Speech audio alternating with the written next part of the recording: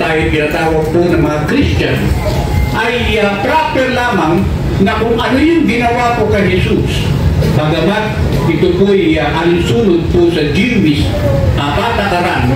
Pero kapag ang isang Kristiyano po ay may personal relationship with the Lord, siya po ay automatically nagiging spiritual Jew na po at acceptable before the Lord.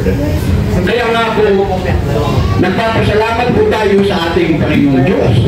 At dahil po dito, kaya ito po yung paraan ng ating pong pag-alay sa mga bata. At ipinapakita po din po, kapag si Jesus po ay nialay at may mga tao na nagpapatunay na ang buhay po ni Jesus ay may layunin.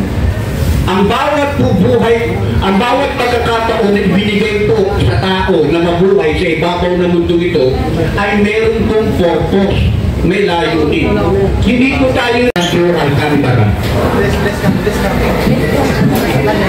Panginoon, maraming salamat po sa iyo. Narito po King Matthew Alcantara. Itinataas po namin sa iyo, itinigay po namin sa iyo, Panginoon. At tanggapin mo siya, Panginoon Kristo.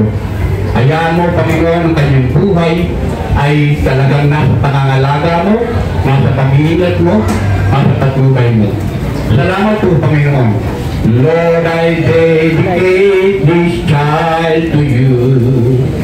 For we believe this child belongs.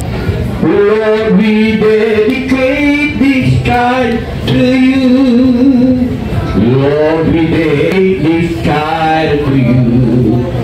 For we believe this child belongs to you. Lord, we dedicate this child to you. Lord, we dedicate this child to you. Maraming salamat po, Panginoon. Hallelujah.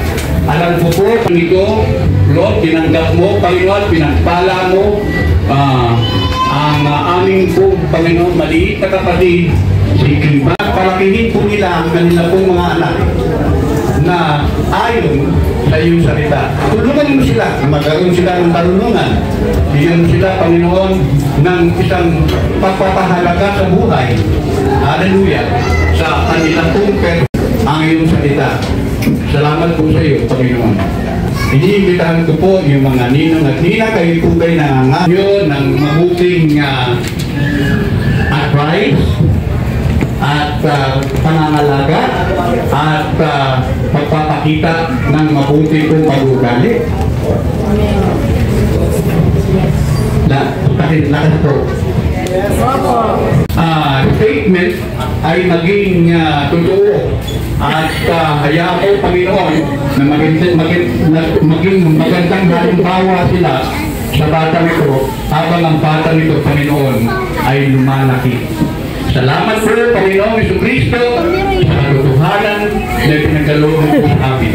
Sa pangalan ng Ama, ng Anak at ng ang patuloy na marugod at magbalhati sa aming buhay.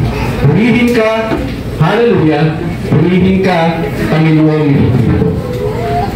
Amen. Lahat po ng ninong at nina ay patong po yung kanila pong kanang kamay sa bata at sabihin nila, God bless you. God bless you. God bless you.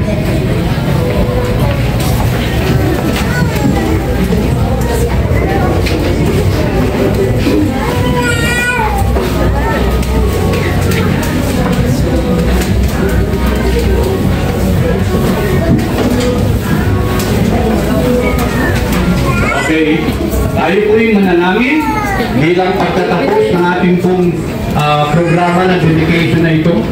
Tayo po yung manalangin. Panginoon, kami po yung nagpapasalamat po sa iyo sapagkat na narito ngayon, Panginoon, alam namin na siniluhan mo, Panginoong Jesucristo, hallelujah, ang katotohanan ito at ginawa namin ito, Panginoon, ayon sa pagtatalaga mo sa iyong lingkod.